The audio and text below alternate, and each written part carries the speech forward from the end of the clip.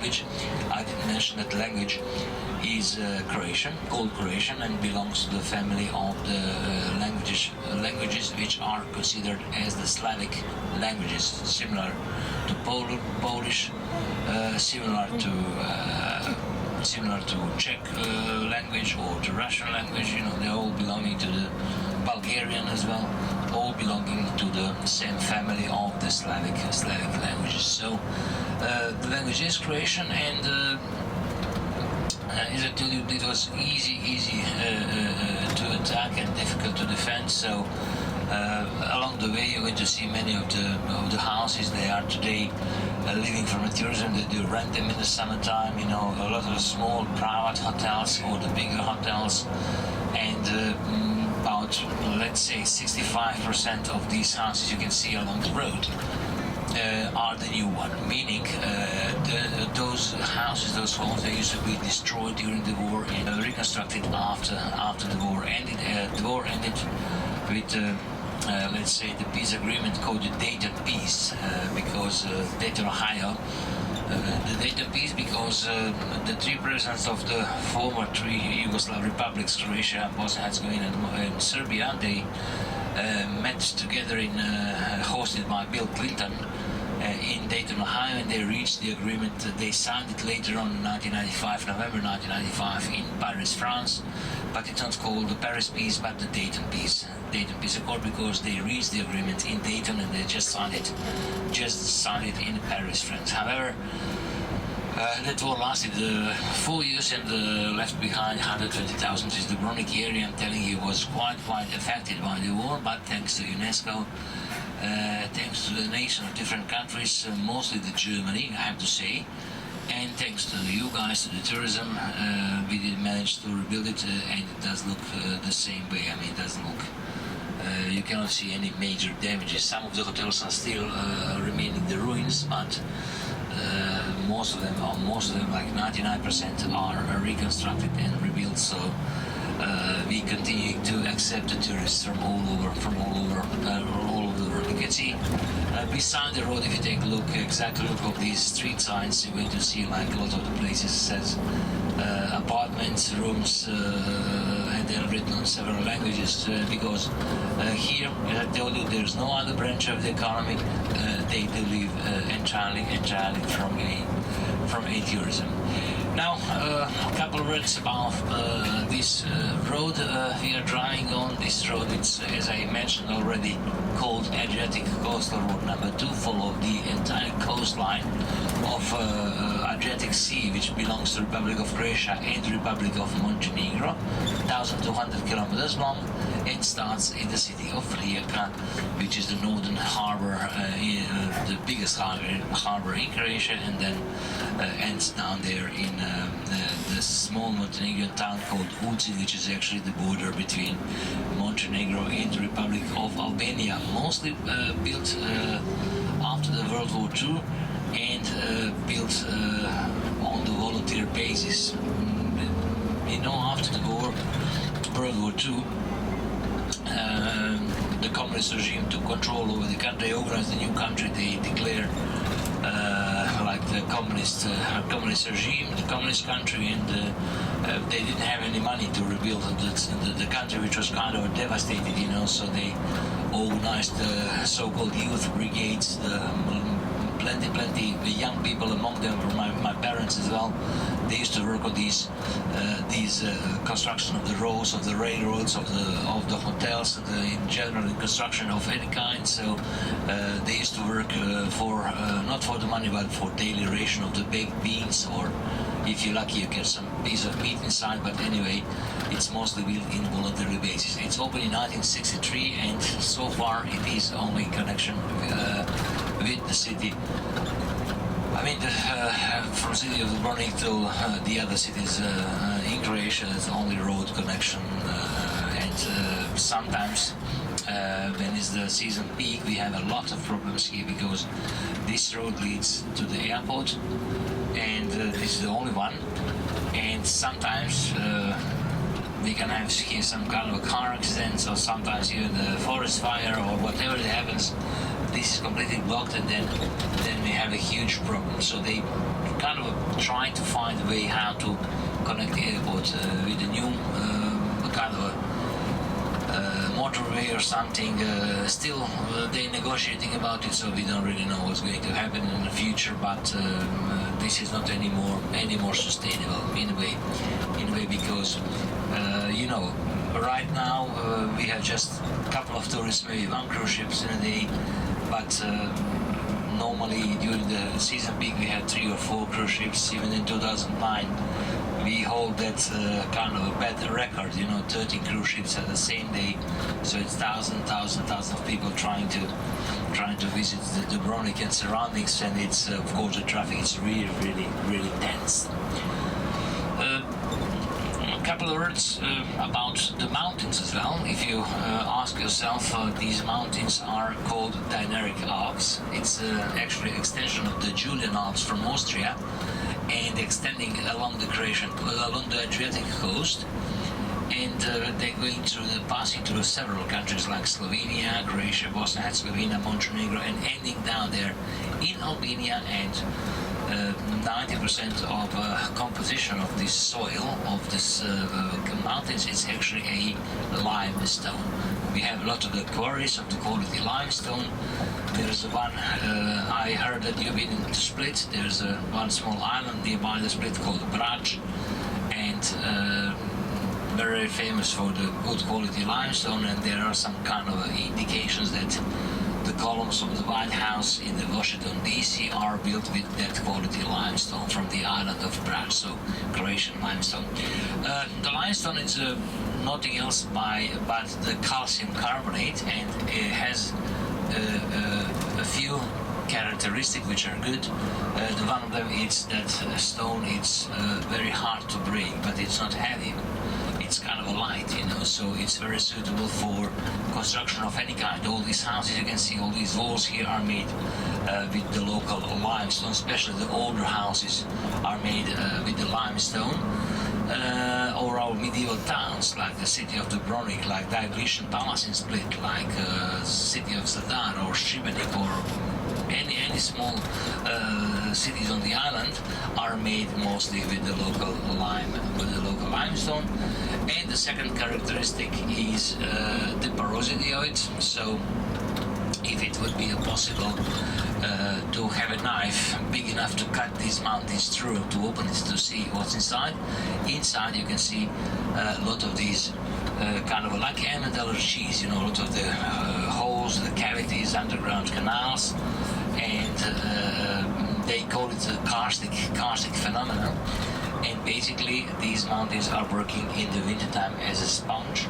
They do absorb the huge amount of water, and we have kind of a winter period is really rainy period. So once when those cavities inside the mountains, those holes, are full, the water surges its way out and passing through this karstic area, through this underground canal. Sometimes they flow directly into the sea from the mountains. You don't see the water on the surface, but sometimes it does pops out as a source of the fresh water. And passing through this karstic area, passing through the calcium carbonate stone area, this water, when it pops out, it's already filtrated and purified and good for drinking. So in other words, we have one of the best quality waters in the entire Europe, maybe after the Norwegian one, on the second place. I'm talking not about Croatia, but all these countries in surrounding, like the Bosnia, Slovenia, Bosnia, Croatia, Montenegro, and as well down there the Albania. So good quality water, the water from the pipe, it's drinkable and potable water. The water from the fountains in the cities is drinkable water. So basically, very good quality water. That on the right side of the city, which you're going to see later on. Okay, but first we're going to drive to that place where we're going to visit the mill, which runs powered by the water mills, and that fullery, which is quite interesting. And then basically we are going to have there a small kind of a snack. We're going to be able to try like a small kind of a homemade bread with a smoked ham, which maybe you know it better under the name prosciutto. glass of wine or glass of water, and then to take some power before we come back to this place to walk around the city of Zadar. And as well, this city indicates the beginning of the region, which is called Konavle, and this is the last, or in better to say, the most southern part of Republic of Croatia. When we cross Konavle region, then we are entering into the Montenegro, the new state. Konavle, the name is coming from the local word kono, which means the channel or canal. Why? Because that small village, a small place which you're going to visit later on, used to be the Roman settlement. And the Romans, they found the water in the mountains, and they built an entire system, the whole net of the kind of tubes and the canals, trying to bring the water all the way down to the settlements. And they built actually an aqueduct which is altogether 26 kilometers long, including lots of canals. In Croatian local slang, one canal is called kono, few of them are called konali, so with a certain influence of the Slavic language, of the Croatian language, that konali became Konavle, so that's how they got the name, because of the canals. In the front of us, and you can see on the right side as well, all these lights. So this is for the airport. In the front of us, you see that's a landing based on the airport of Dubrovnik, our window to the outer world, our let's say easiest way to reach Dubrovnik, 23 kilometers away. But as I told you, sometimes in the summertime we have problems with the traffic. This airport is small. Very busy in the summertime. Maybe 150 flights every day are coming, bringing tourists, some of them directly from the States. We have opened a direct flight from Philadelphia and from Newark. In the summertime, the kind of a seasonal line, so you don't have to, let's say, you don't have to, go to, I don't know, European countries to catch your flight, connect flight, but you have to fly directly from Newark and from Philadelphia.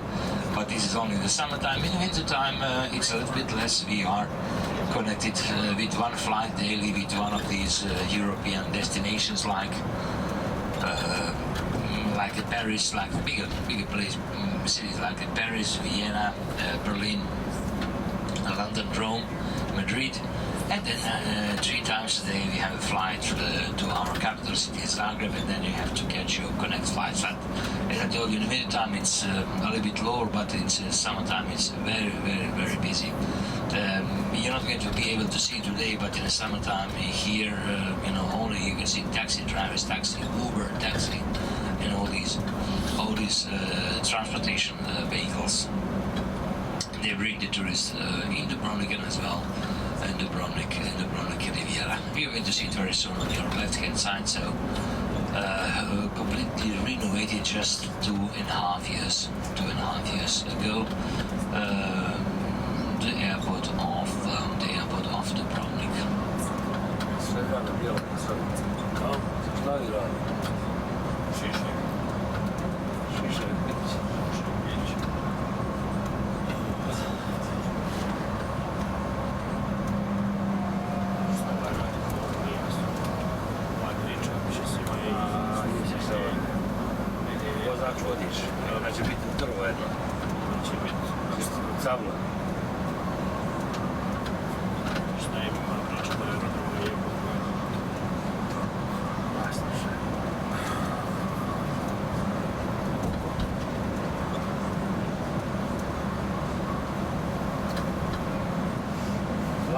Stavio zeca na autobus i to je to. Ovo je blakano se. Znaš ko je? Ali znam, prolazim.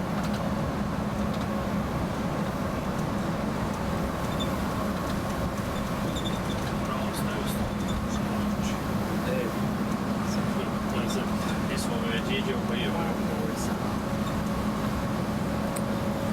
Da je italijanima što je. A jebeš vrata ako nemaš to talijansko kraju. Ej. Cosa questo molto dopo però.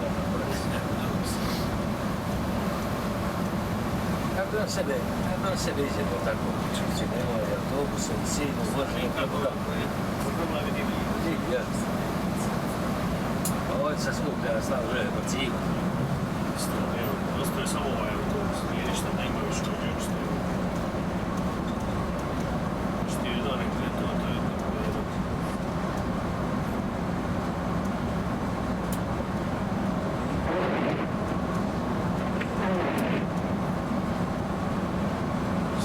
U principu nije loš. Nije loš sad za sebe najbolje. Najbolje za sebe.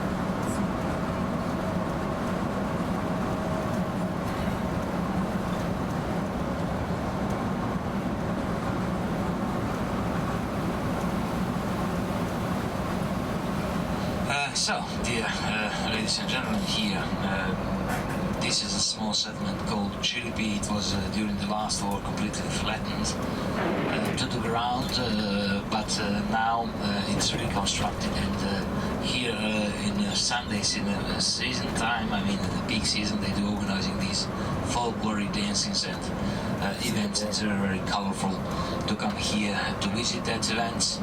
And here you can see on the left-hand side the beautiful, beautiful fertile valley.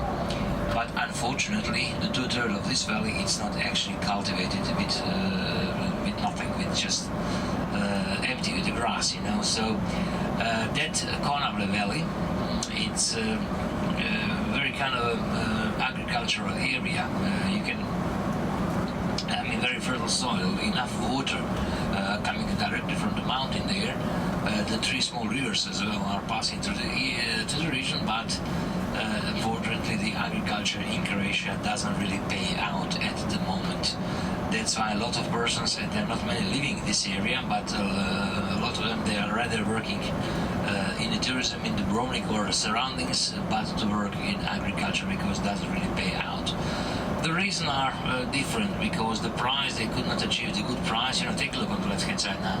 That's the beautiful, beautiful valley of Konavle, which could produce the food for the entire region even more, but they don't. Several reasons why, but one of them is as well that this land was confiscated after the World War II by the communist regime. They organized these owners of the land. They organized them in so-called cooperatives, so they could plant something, but they need to plant whatever you tell them or what cooperative tells them to do. They have a predefined price, and then they grow the different kind of fruits and vegetables, like the peaches, like the cabbage, I don't know, cherries, whatsoever. And then they used to give it to the cooperatives, and the cooperatives, they took care about the final product. So it was really good business for the locals, so they decided not to plant anything anymore. And this land, in the meantime, you know, these owners, the original owners of the land, they died in the meantime, their sons died in the meantime, and they have to split these land in millions of relatives, you know, and nobody does owe like a huge part of the land to be able to produce a huge amount of food. Just recently, Konavle region is very popular for the production of wine, because it's very popular in Croatia at the moment, and you know, the people from here during the last war, they escaped the war atrocities, and they used to live in hotels in Dubrovnik for about a couple of years, 3 or 4 years. When they came back, their homes were destroyed, burned down to the ground, and they got some help, of course, from Croatian government, whether it was building material or the money to rebuild the houses. So they rebuilt it, and they decided to go on with the vines, okay, with the wine production, with the grapes. Nobody does owe the huge vineyards like in the Napa Valley or something. Those vineyards are the small one. Those businesses are operating mostly by the family and the family members.